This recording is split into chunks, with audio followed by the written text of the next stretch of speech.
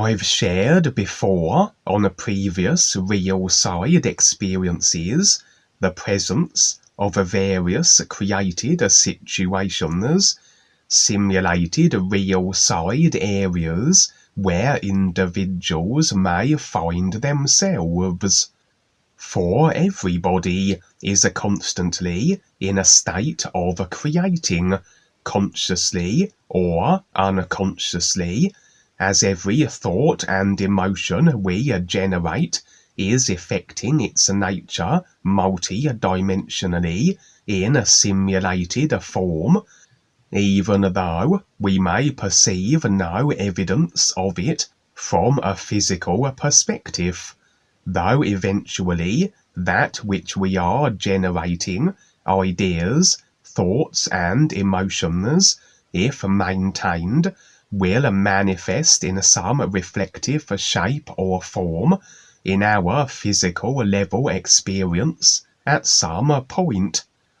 As there is somewhat of a delay factor from cause to effect on the physical, as decided through consciousness mechanics, whereas in reality everything is the instant effect of itself, and every idea created will be immediately simulated created on the real side.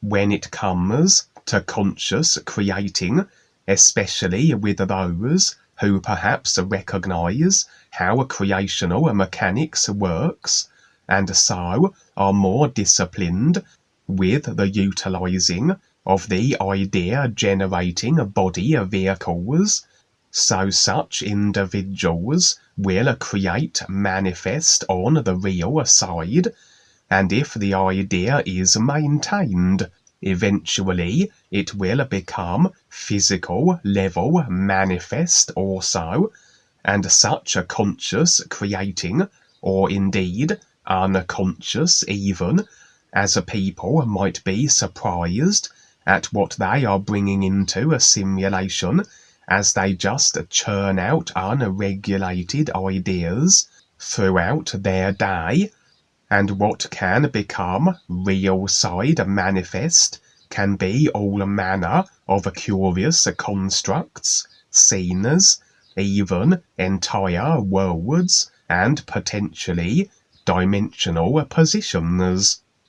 For all of creation, all the life levels of it were after all brought into effect through the consciousness, the ideas created and installed in it, like a computer's files that generate the computer games we play, and additionally are the created life levels then maintained as the ideas of them are held to.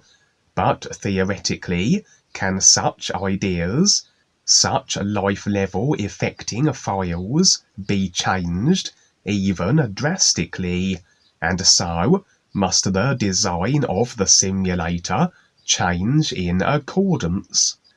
For on the real side, have I been shown individuals who have set up simulated situations, oftentimes for their own amusement or thrill-seeking wants, where other individuals may find themselves also, either through a conscious or subconscious subliminal agreement, that they may have projected themselves into these creations of others, and are then subjected and resigned to the parameters of what is effectively a simulated game-like situation, as dictated by the individual or individuals that created it.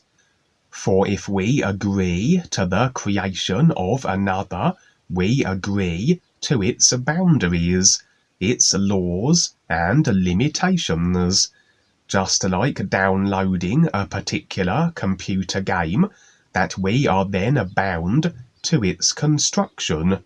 And some of these more elaborate real side creations can be fashioned by the hands of dark force characters, or those of a more ill-intended persuasion, as I have shared numerous real-side experiences of very monstrous simulated creations that individuals, generally subconsciously and unconsciously, have found themselves caught up into, through whichever means the agreement to such was secured. The technologies generally being the prime reason for idea agreement implantation, as everything we subject ourselves to media-wise is filing itself idea-wise in the consciousness, and unless there is a conscious rejection and regulation of what ideas we agree with, as most will in fact be in a complete agreement with their consciousness, absent of the recognition of their true self-real awareness position aside from it, then the consciousness may indeed now be as agreement extended to all manner of beings and their creations, through the various and outlandish and nightmare-like themes as portrayed in the movies. This real-side experience would be a similar situation then. It was indeed seemingly a dark force creation of some kind. Agreement is generally extended to the dark force reptilians anyway, as the consciousness is fashioned this way. But as additional agreements are secured, as additional ideas are consciousness installed on an individual basis, so such individuals may also find themselves thrust into these real-side situations, very often simply for the amusement of the bored dark forces, or maybe as a part of their agenda for escalating control in some form or other. And sometimes these real-side dark force creations may hold the individuals that find themselves there for lengthy or extensive durations. Potentially, there is no end to how long they may be contained. For if the agreement idea is held to, so the game effected from it is continuously played.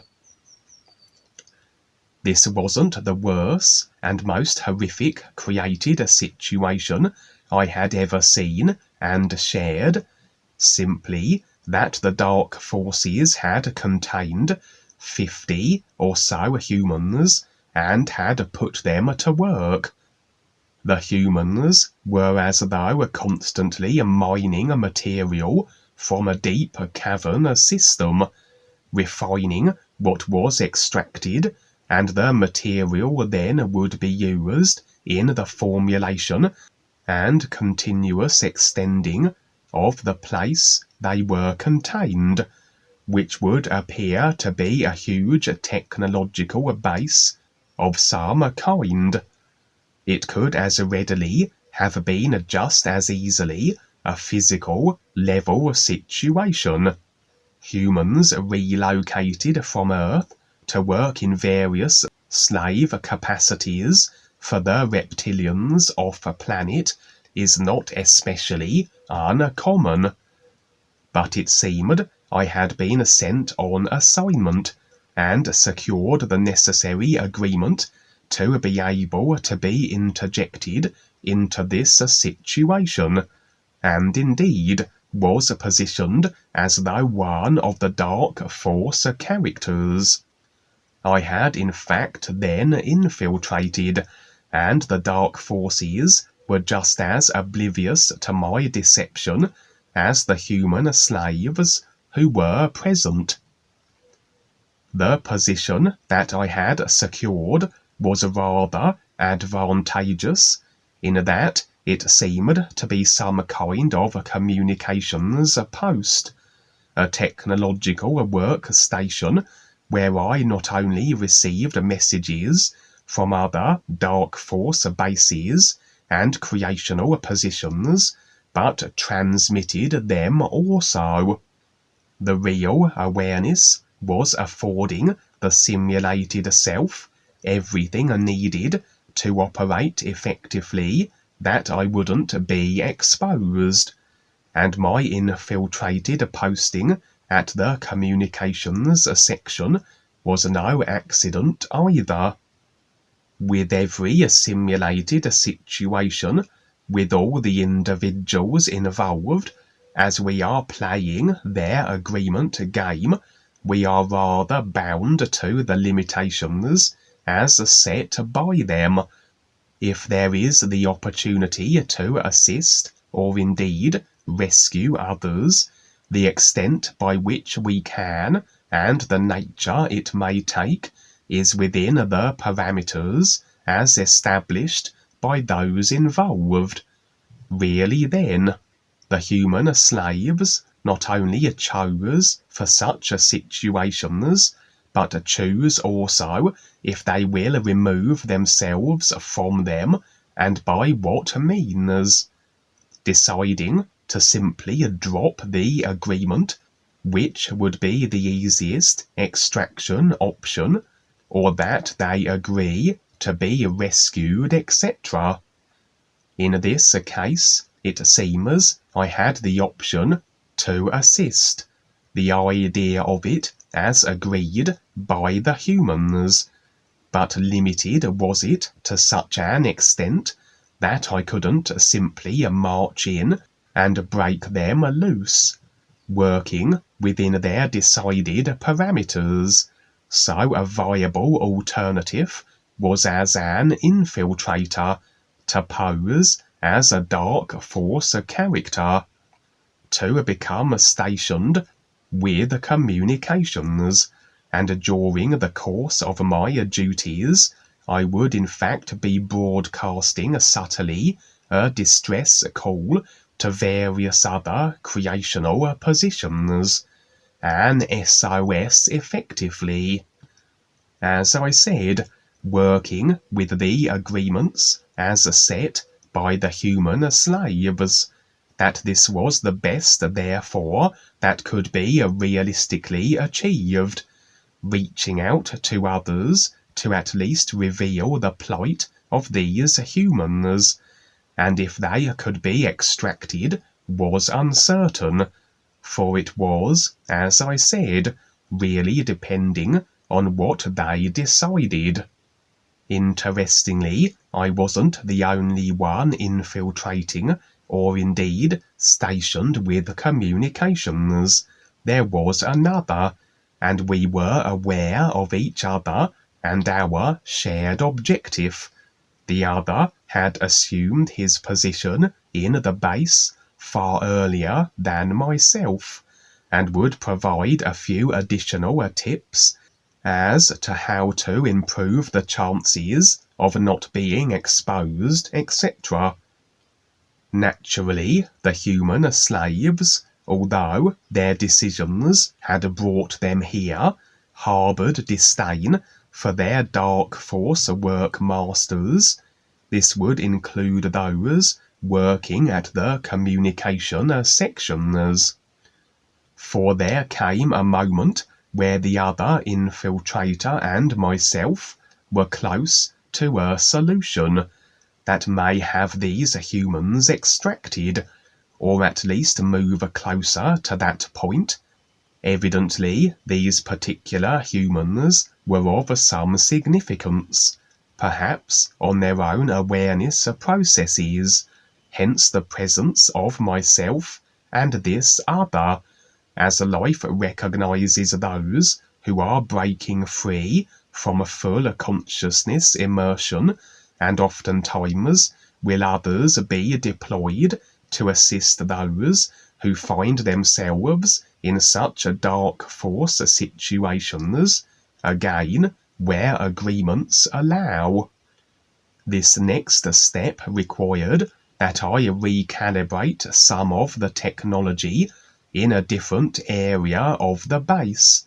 I don't recall exactly why, but that I had to venture into a disused area close to the cavern mines to do so.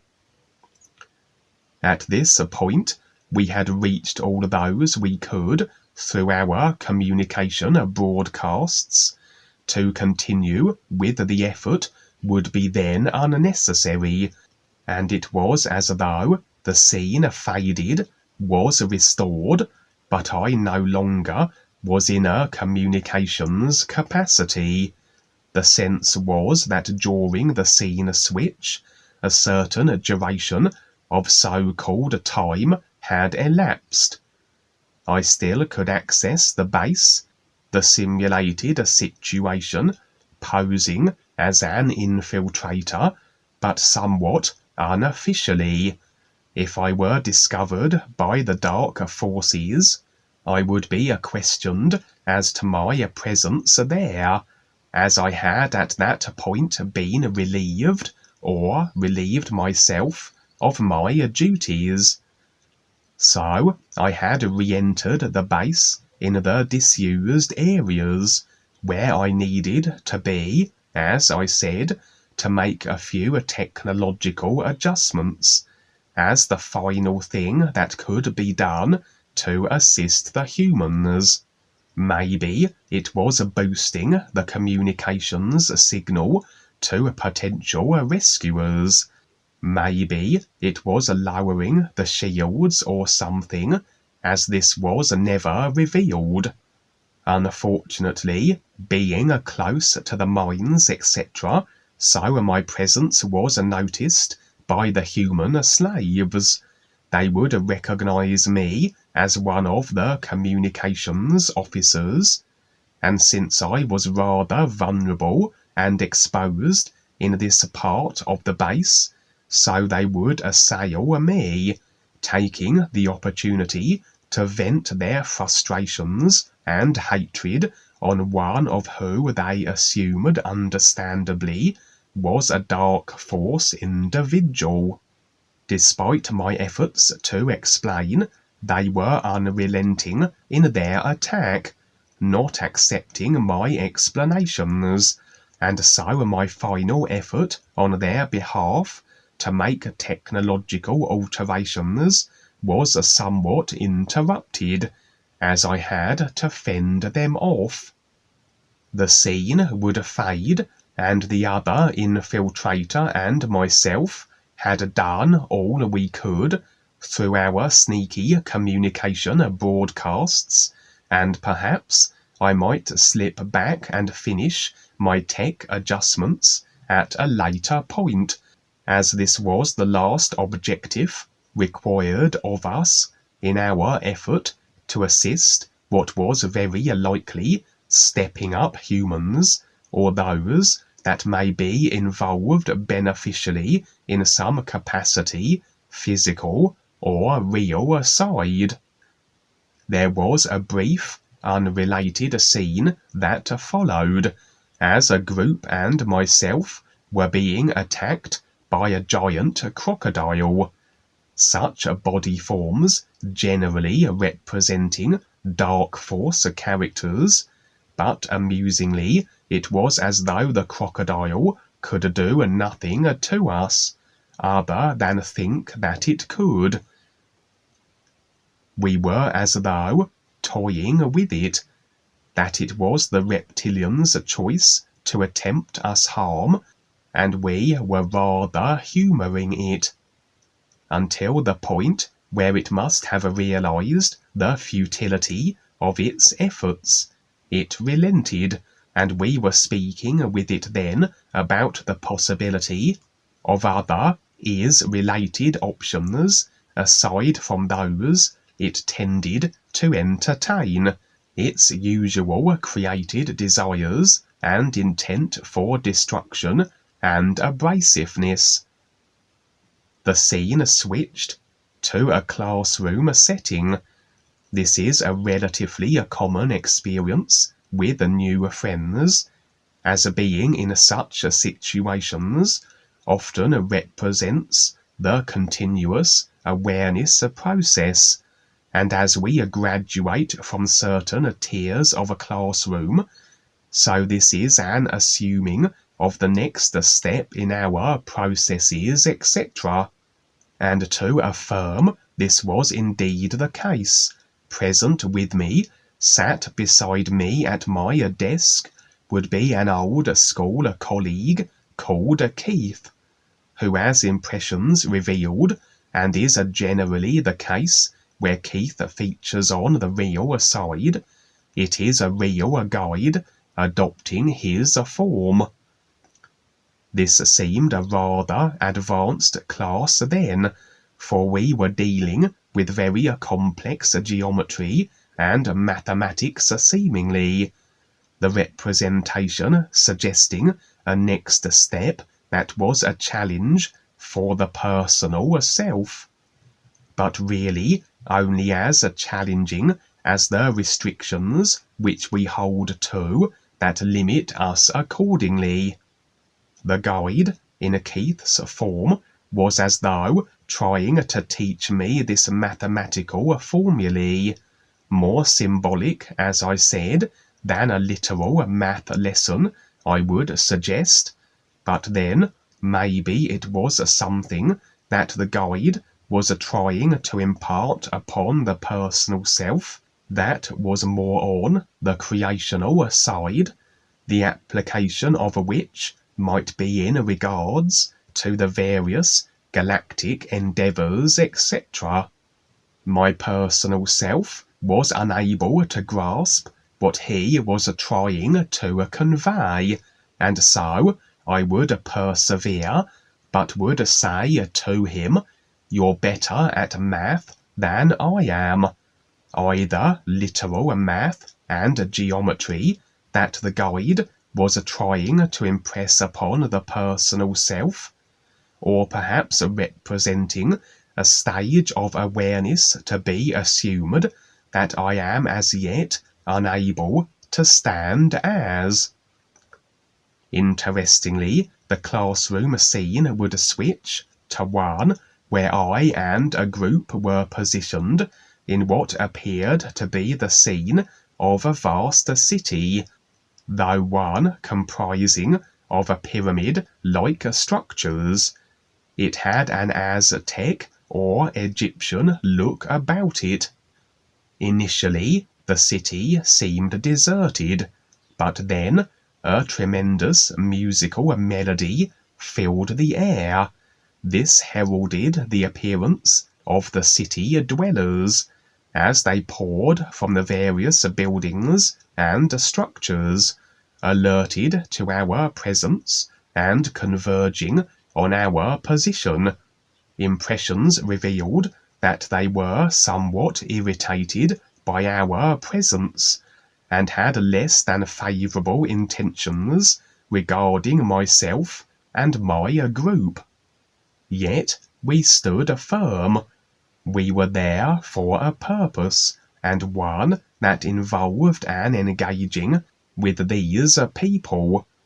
Little impressions did I receive as to the specifics, where we were exactly, as the city appeared as though a glimpse into the past, so-called, a fully functioning Aztec or Egyptian city, as I said, but one that isn't as they are today, dilapidated, etc. Unfortunately, at that moment, my alarm clock went off for my work shift, which rather had me removed from the scene, so perhaps I might be shown more of it at a later stage. And so, sing the NUUU song.